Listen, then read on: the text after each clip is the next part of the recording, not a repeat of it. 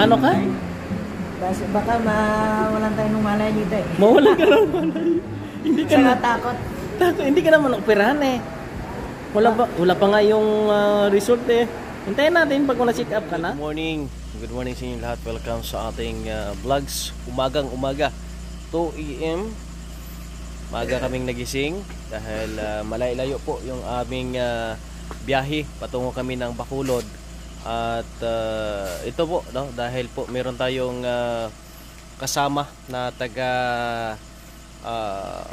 government, no, isang official po, no, ng PDAW na si Ma'am Nini Ioy.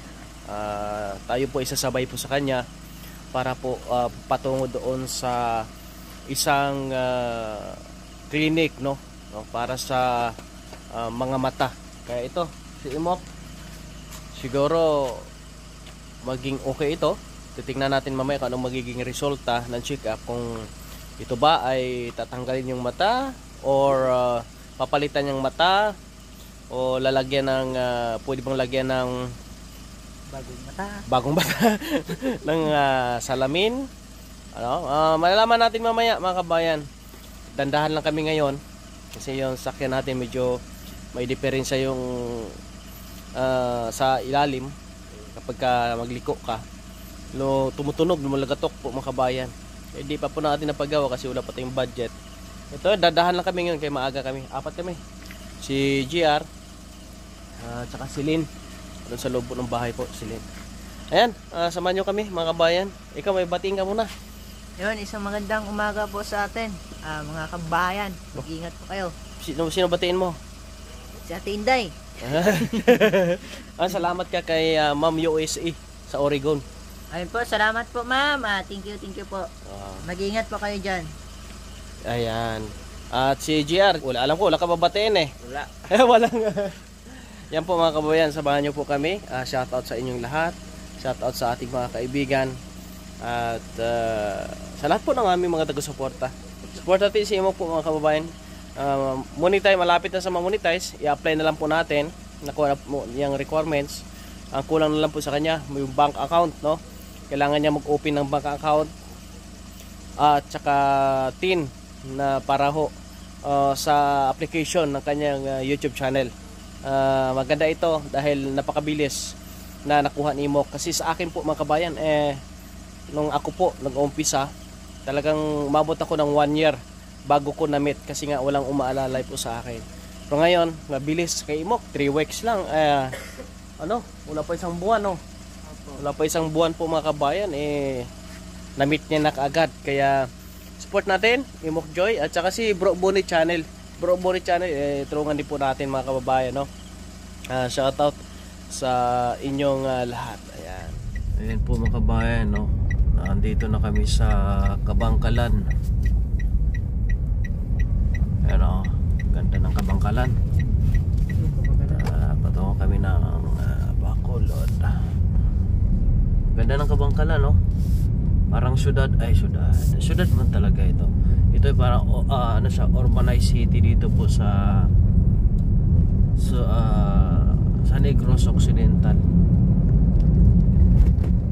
Ayan, umaga na po mga kabayan, no? Nandito na kami, oh. Anong kasunod dito? Bago. Dumaan na kami ng Hinigaran po mga kababayan. Yan, nandito na kami mga kabayan. Ang hirap maghanap ng parking po dito. Nagpaikot-ikot po tayo. At least nandun si Lynn. Niwan ko sa sakyan. At ito na nga po yun, oh, yung I Heard Foundation. Samahan nyo kami. Oh. May assist kami ngayon, no? Sige, pasok ka doon. Ayun, pasok kami sa muna mga kabayan, no? Ayun po, no? Nag-ano na rin kami doon. Nagtanong na rin kami based sa information doon para kung merong katarak ito si Imok. Kaya pupunta kami doon sa kabila kay Dr. Eusebio para mapacheck up natin yung kanya pong mata mga kababayan. Kasi dito wala pong check up. Ngayon ang nakaschedule operation. Binigyan ng advice si Imok na ito daw ho ay mayroong katarak no, yung ibang klaseng katarak po dito sa mata ni Imok na pwedeng operahan. Kaya lang ayaw ni Imok po. Kaya ipapacheck up natin para malaman natin kung anong tunay na kalagayan sa mata ni Imok, mga kabayan.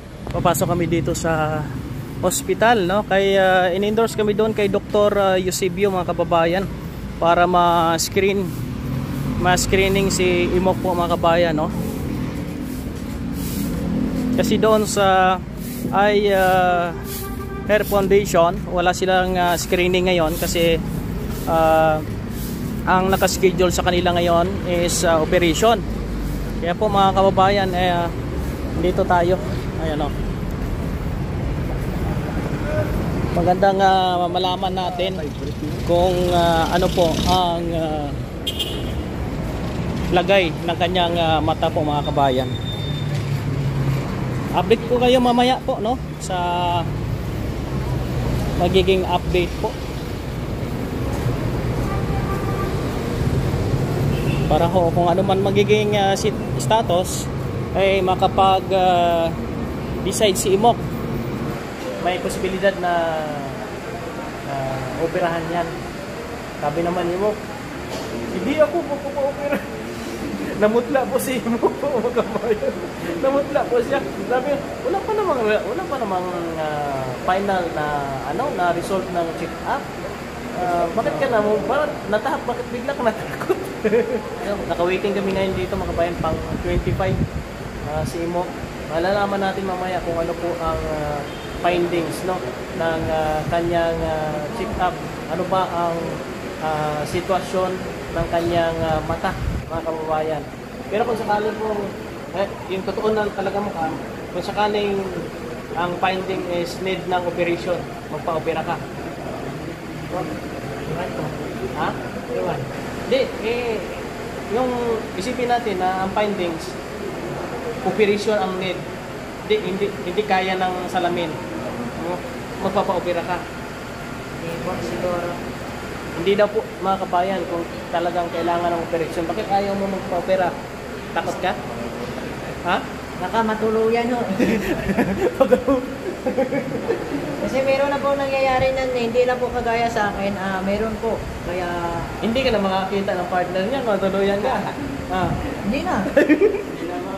Kaya sa ngayon, makakakita ba ako? Baka sa sunod, hindi na ho. Hindi na kayo makita, mga kabayan. Kapa na lang. Kapa na lang Kapa na lang. Mahirap po yan. Baka iba yung kapa. Abangan niyo po, mga kabayan, yung update po natin. At pinapalakas lang yung loob ni Imok, pero nanumutla talaga eh. Tingnan mo naman ang kulay namin, iba yung kulay namin, no. Bigyan mo.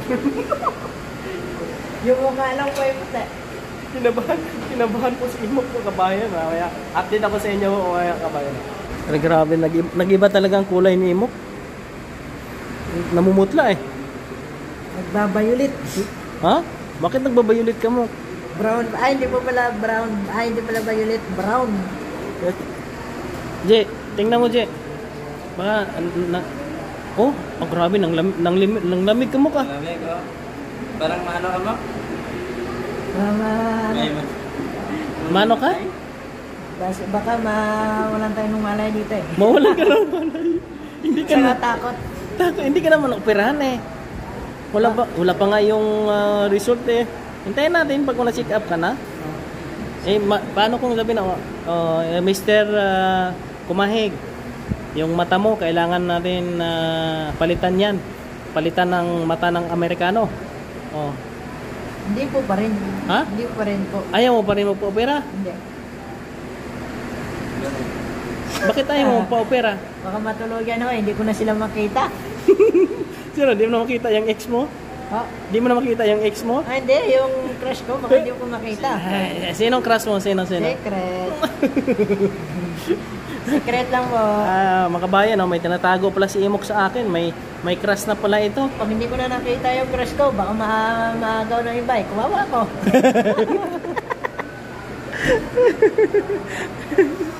Grabe, sobrang haba ng pila po, mga kabayan. Dami talagang pasyente dito kay Dr. Eusebio. Kaya nga, ito, nakakaramdam tayo ng antok. Para tayong nalalanta tayo dito. Si Mok, oh. Mok. Natutulog ka? Hindi ho, namumutla. Namumutla na siya, kinakabahan mga kabayan eh. Check up ko nga lang, kinakabahan na. Matulog muna ako kasi nga mamaya hirap pang biyahe pag inaantok mga kabayan. Si Gia, di naman, natutulog na. Natutulog na, puyat eh. Hindi kasi natulog kagabi. Kasi nga, biyahe kami kagad ng madaling araw eh. Tulog muna ako ha. Ako. Tulog muna ako mga kabayan. Na kami sa loob. Kabayan. Nanginginig si Imok.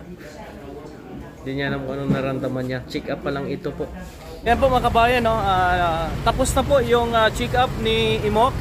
At mamaya i-explain ko rin po sa inyo yung kung ano yung naging status po mga kabayan sa mata ni Imok. Medyo nalubat ako. Mamaya mag-charge muna ako at mamaya ipagpatuloy natin yung pag-explain po sa inyo po mga kabayan. Ayan po mga kabayan, no? Kumain muna kami dito sa Mega World. Sa McDo na kami. Kasi kanina sa Jollibee, sumakit ang tiyan ni Imok. Nabigla yata sa Jollibee. Nausap ako ni Jollibee mga. Yung update po dito mga kabayan, no? Dito na tayo mag-update kasi kanina nalobat ako. Ang update po dito sa sitwasyon ni Imok, ang i-explain po sa atin ni doktor mga kabayan na ang mata ni Imok ay need ng operation, hindi kaya ng salamin kasi nga ang meron sa mata ni Imok is katarata. Yung katarata na nasa loob ng eyeball. Yung lens nasa sa loob, yun ang merong puti. Kaya nakikita natin sa mata ni Imok, ano yan? Makikita natin sa mata ni Imok, yan o. Sa loob yung puti. Merong puti po mga kabayan. No? Di ba sa atin, pag sa normal, merong itim. Diba? Yun yung pag nasisilawan, lumalaki, lumiliit. Sa kanya wala. Kaya po kahit maglagay tayo ng sa kanya ng salamin, wala pa rin po mga kabayan. Kaya ito pagdesisyon na ni Imok kung gusto niya magpa-opera, ipapa-opera po natin. Anong desisyon mo, Mok? Hindi ho. Hindi talaga. Kanina pa sa panayreklamo sa doktor, hindi ako magpapa-opera. Hindi pa mga kabayan. Kasi nga po, pag halimbawa, hindi na ako makakita. Hindi ko na kayo makikita. Kailangan inborn kasi mga kabayan yung sitwasyon ni Imok.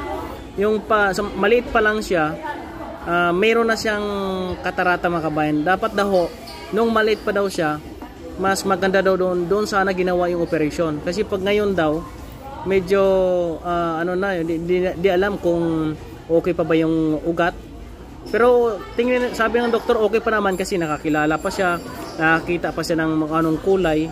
Kaya po siguro mga kabayan, pagdesisyonan ni Imok kung ano po ang nararapat sa kanya, kung gusto niya talagang maging maayos yung kanyang pagtingin. Kaya kung niyo makita si Imok, umiiling-iling siya, para bang umiikot-ikot siya pag nagsasalita kasi nga yung mata niya hinahanapan niya ng lugar na hindi silaw. Sa gabi, maliwanag daw itong mata ni Imok pag sa gabi. Kaya nakikita niyo mga dumadaan daw doon eh.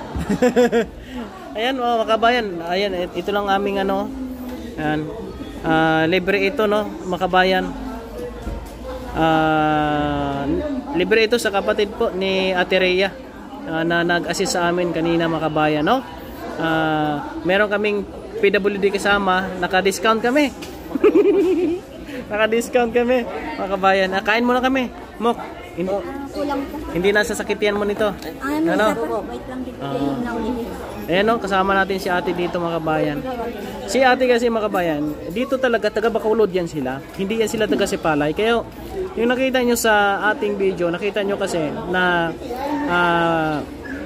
hindi na bisita si Ate Rhea.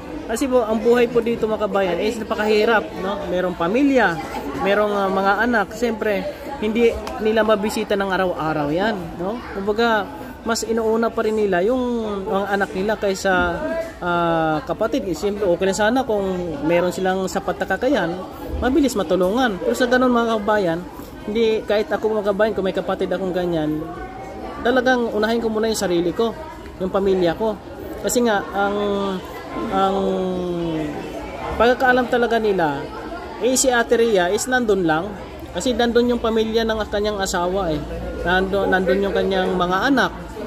Eh dati po, yung pagpunta daw nila doon, wala si Ate Rhea. Kasi nga si Ate Rhea, nandoon sa CHO. Nandun, tumutulong-tulong po mga kabayan. Kaya pag pumunta sila doon, wala. Hinahanap nila yan. Kaya yearly lang po sila pupunta doon, every December. Kaya akala ng iba, yung bang pinabayaan na lang. Hindi po, wag natin husgahan yung kapatid. Kaya mo si Imok, ba seryoso, kanina panay ang ingay-ingay doon sa ospital, ayaw ko magpa-opera, Dok. Tapos nanginginig, Dok, parang hindi na siya maintindihan, may hihiga, may natakot siya. Hindi ka na makoperahan ka agad.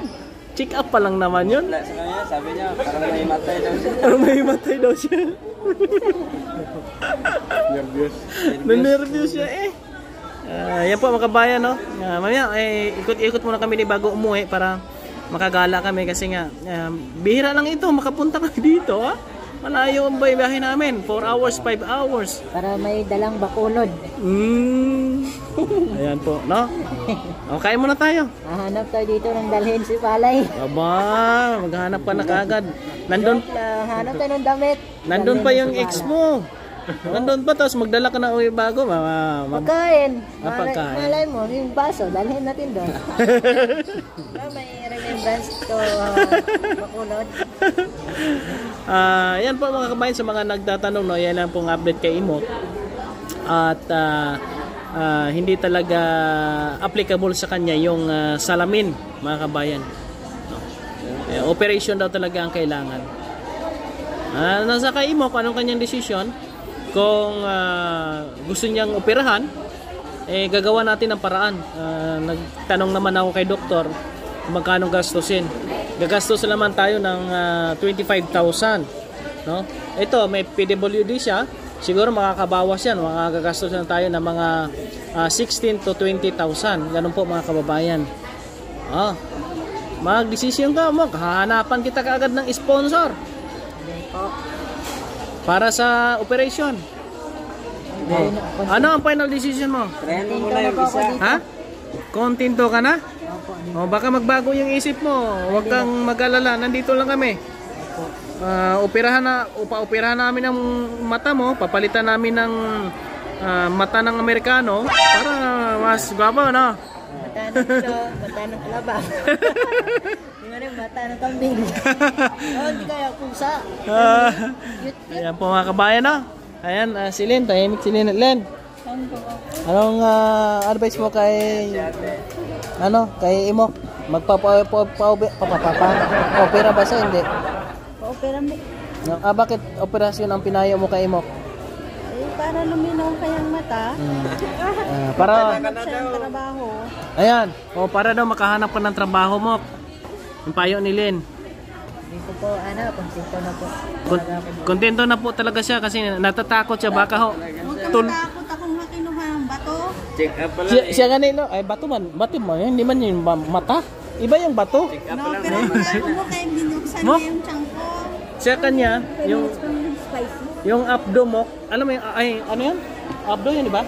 Yung abdo, kinuha sa kanya. Ang abdo kasi natin, tapos merong ganito kalaking bato. Okay lang po yan. Kaysa Yung mata. Hindi naman kukunin yung mata mo, kasi bubuksan lang yan. Kunin yung yung katarak sa pinakaloob, sa eyeball, sa lens. Nasa lens kasi yung niya, yung kanyang katarak, wala sa labas. Kung sa labas lang madali lang siya. Kasi Sa loob sa kanya, kailangan daw talaga buksan yung mata niya. Sige, buksan lang naman kung ano lang ang siguro ang pasya ni Imok, abangan lang po natin mga kabayan. Maraming salamat po sa inyo. Nakaiba po Thank you yung very nasa much. isip ko eh. Anong nasa isip mo? Secret. Ha? Bakot at kaba.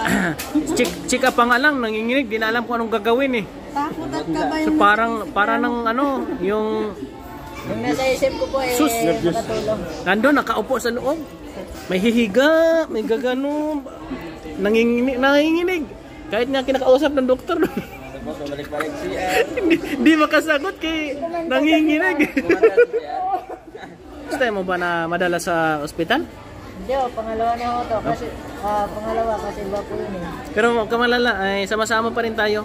Yung channel mo, ma-apply natin yan.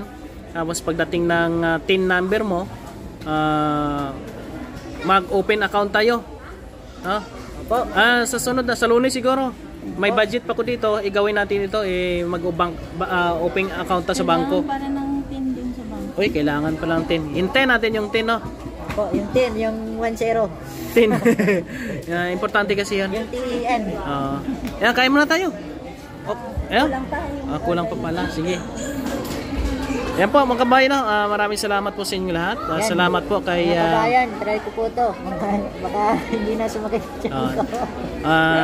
next week ay birthday mo na naman, no? Dala lang ng kabayan mo. Salamat sa mga sponsors ni Imok ng mga kabayan. Thank you very much.